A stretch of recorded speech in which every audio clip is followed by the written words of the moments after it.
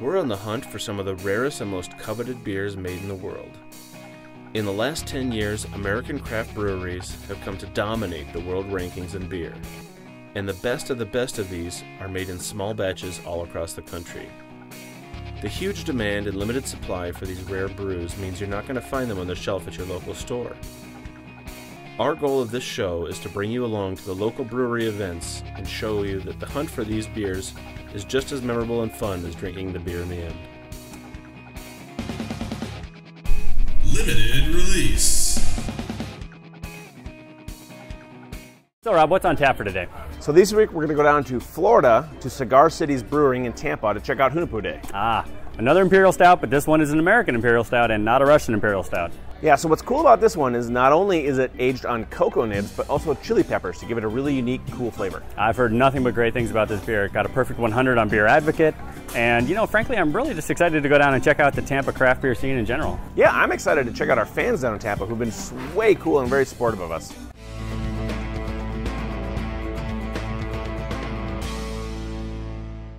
Cigar City was founded by Joey Redner in October 2007.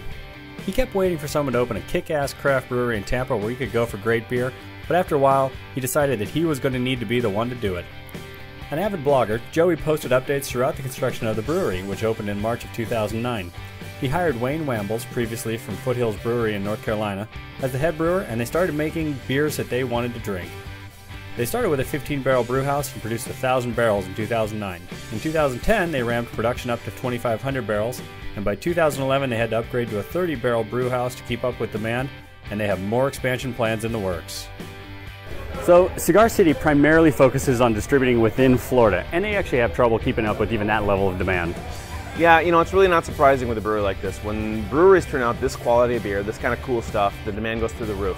That having been said, I know they're kind of planning to expand. They're going to try to get out into Georgia and Virginia and North and South Carolina. And they recently took a lease on a local restaurant that they plan to turn into a brew pub so that they can focus on pairing their beers with the local Tampa Cuban cuisine.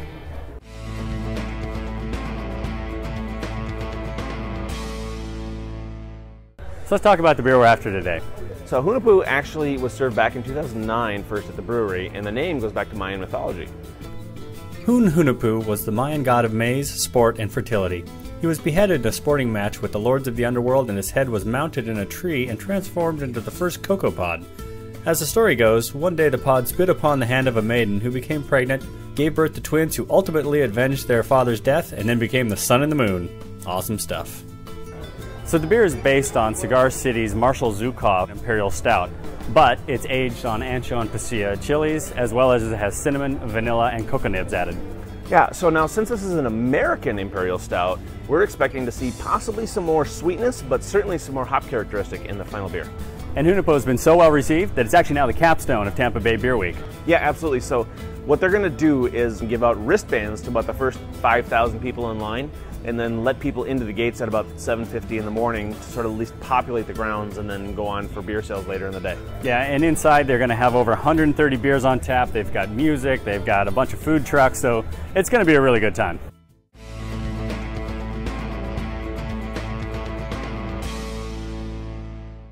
Here we are, we're in Tampa.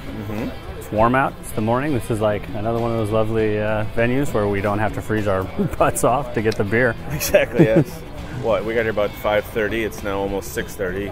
There's about 250 people in front of us. And these people are diehards. Probably several hundred people behind us. The line's growing fast, I think. Yeah. 5 a.m. is when the line really starts to move here.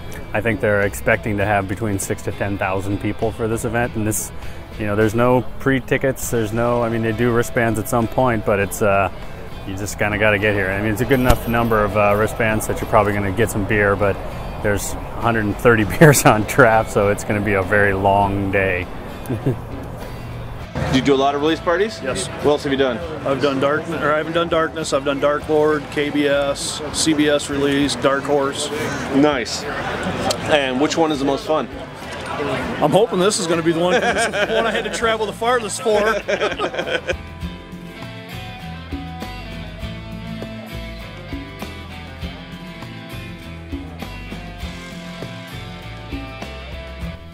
As soon as the gates opened, we made a beeline for the tent. about 8:45. They're going to start serving their beer. They're opening up the pours in about 20 minutes. And I got to say, the lines are already really long. There's a lot of people at this event. There's a lot of people, yeah. And it's kind of odd because people are really excited to be in a line.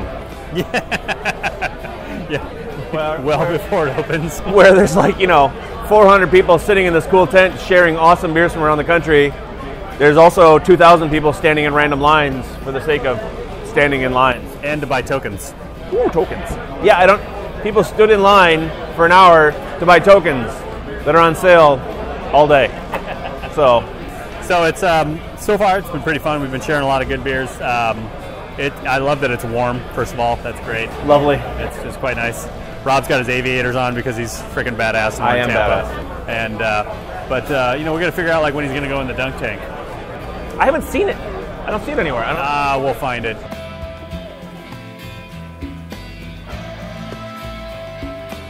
I mean, it's great. I'm glad to see Tampa is starting to become a beer mecca. It's amazing because I moved here about 10 years ago and beer sucked here about 10 years ago. Every bar had the same 5-6 beers, and it's been an amazing renaissance here of beers. And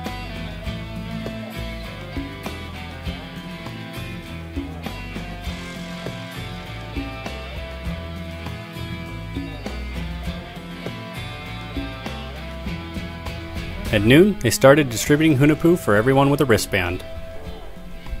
The lines were pretty long, but they moved pretty quickly. People either got 2 or 3 bottles depending on which wristband they had. I have. How do you like it? Fantastic. I think it's the chili is more present this year than last year. Last year was more vanilla, I think. Oh, really? Yeah. One unique aspect of the event is the space they give to local homebrew clubs to pass out their beers. If you're a home brewer, make sure you check your local laws, as there's still many states that regulate the distribution of home brew. Here is we've got about 10 kegs of our home brew available, as well as there are 4 or 5 other clubs, special operations in South Tampa, Pensacola Serving Brewers, Dunedin Brewers Guild. Our club's called Tampa Bay Beers, and we do events like this all the time. And I brought out a keg of English Mild. A couple guys brought out Berliner Weiss. We got a Scottish Ale. We have a Stout. We have a Rye Pale Ale. We have an IPA, and everybody brews all different styles that they really like and enjoy. I personally brew about 10 different ones pretty consistently, and events like this are why we do what we do. This is fantastic. The cucumber lager, I just had it. I had the cucumber saison at the Great American Beer Festival. This is a little bit of a different take on it, but it's just as good. It might be even better.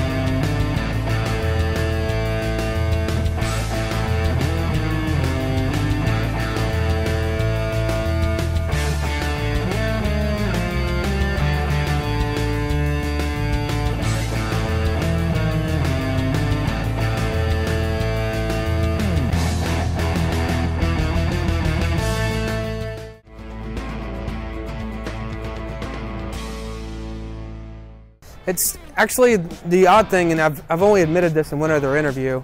I was in a grocery store in North Carolina, and I wanted ice cream, but I wanted something that was different. Like Edie's Dreamery used to make an ice cream that was called Chili Chili, and it was like a malt-based ice cream with like a mole ripple, and it was really good. Foothills makes a beer called Sexual Chocolate that is a chocolate imperial stout.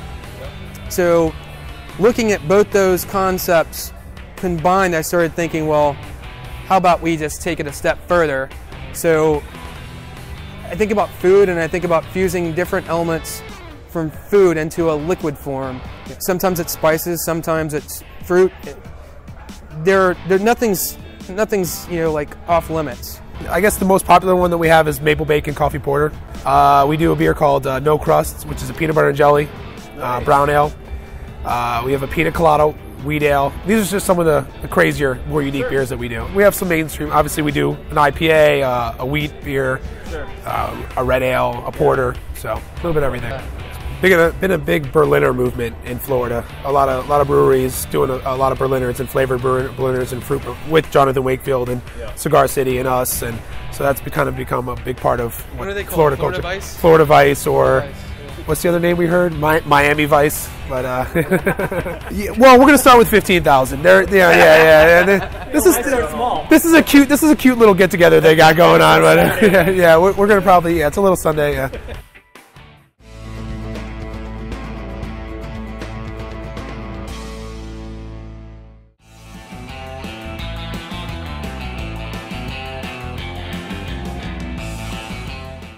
The day after the event, the Seventh Son Brewery hosted a Hunahpu hangover party.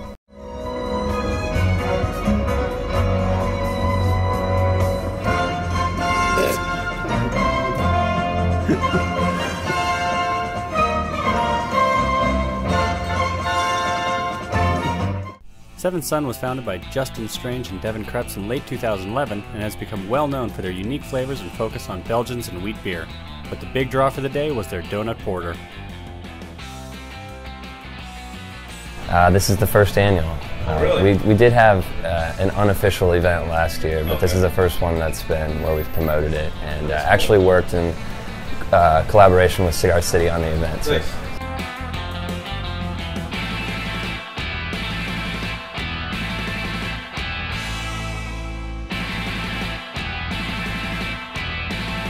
I know they changed. Yeah, they changed. There's so many. The Midnight Moonlight is one of my favorites. Yeah, the Orange Graffiti is also excellent. It's just one of their regular beers that they have all the time. The new one they have, the Maple Bacon Glazed Donut Porter, is fabulous. Nice. You know, unload my bank account, I guess, would be the biggest thing. Ask random people in line, and give people I have no idea who they are lots of money to buy me beer.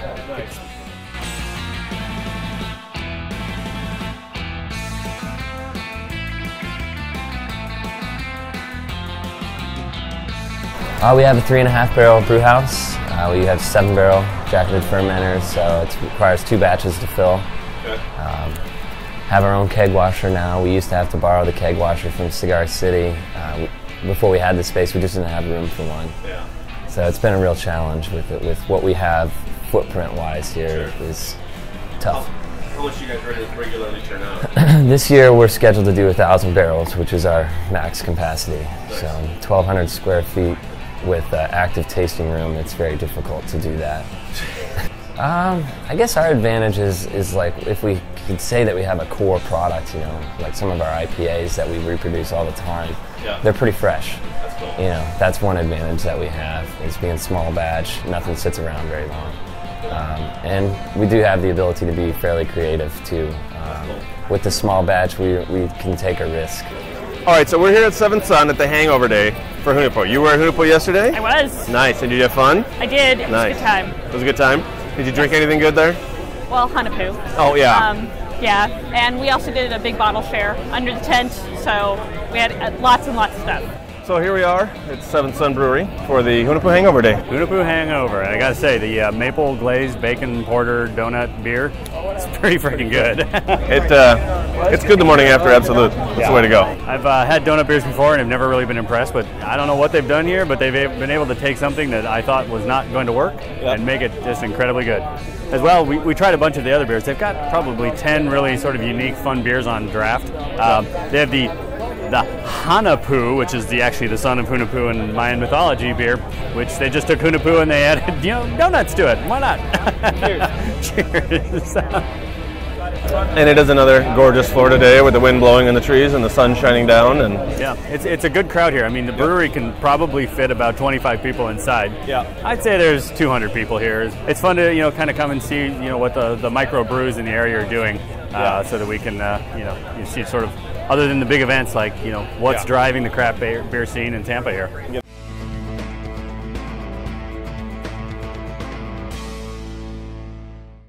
So how we do this here?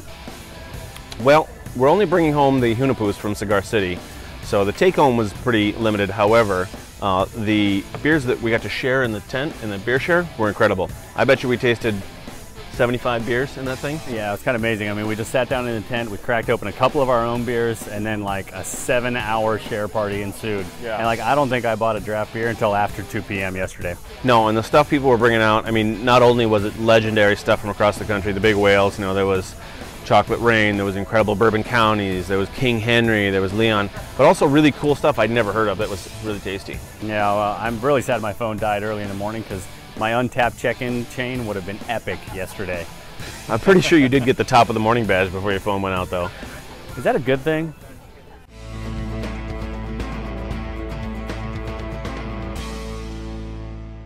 Flavor-wise, this is really a nice beer. It's sweet, but not cloyingly so. It's got a lot of that chocolate, dark baker's chocolate or semi-sweet chocolate in the flavor.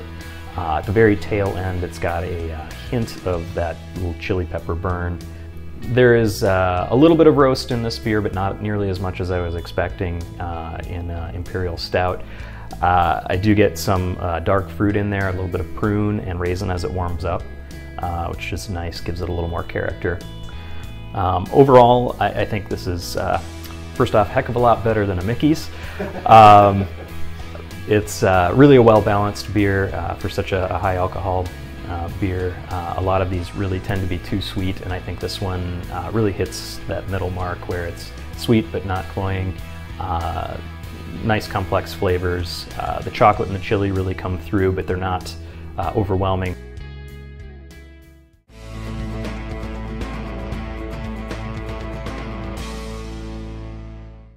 It's another successful beer adventure. What do you think of the event? You know, it was a really cool, really fun event. If you can come to this one, absolutely. Not only is it a good party, it's great beer, they're a lot of fun. You're down in a nice warm place in the middle of winter. It was great, it was great. That having been said, it got really crowded, and if they're going to continue to do this next year, and the years future, the brewery is very adamant about not limiting the number of people who can come. So it's going to continue to grow, and they're not going to be able to handle it on their grounds anymore. They're going to have to move to a different location. Yeah, I mean, there were probably over 8,000 people there yesterday, and I got to say, they did as good of a job as they could have, kind of keeping the lines moving, but there were lines. You know, they had a lot of beers on single taps, and it just sort of bottled things up. Yeah, and in fact, they even had to open the grounds early to let the people in and off the street because the police got angry that the line went down the street, around the corner, and into the parking lot of the hardware store. You know, I'm just happy that we were able to get some space under the tent because I couldn't imagine standing outside in the sun for 9 hours. I mean, I would have baked. Well, I cooled off in the dunk tank for a while, so that was nice. Well, what I liked is that they really had you know, a very inclusive event. They had a lot of craft brewers in the back who were able to bring their beers and, you know, share them for free, you know, for all the patrons. Home brewers. Yeah, so actually that was a really cool thing they did here, and I haven't seen that other places where they had all but 4 or 5 homebrew guilds set up in the back, giving away some incredible beers for free. That mango Florida Weissen is outstanding. Yeah. Yeah, it's just indicative of the strong brewery culture that's just sort of springing up in Tampa here. I mean, Cigar City may be the leader, but you know, they're very supportive of newcomers in the craft brew community in the area. I really like nice weather. Yeah, well, don't get used to that. So, till next time, keep on drinking.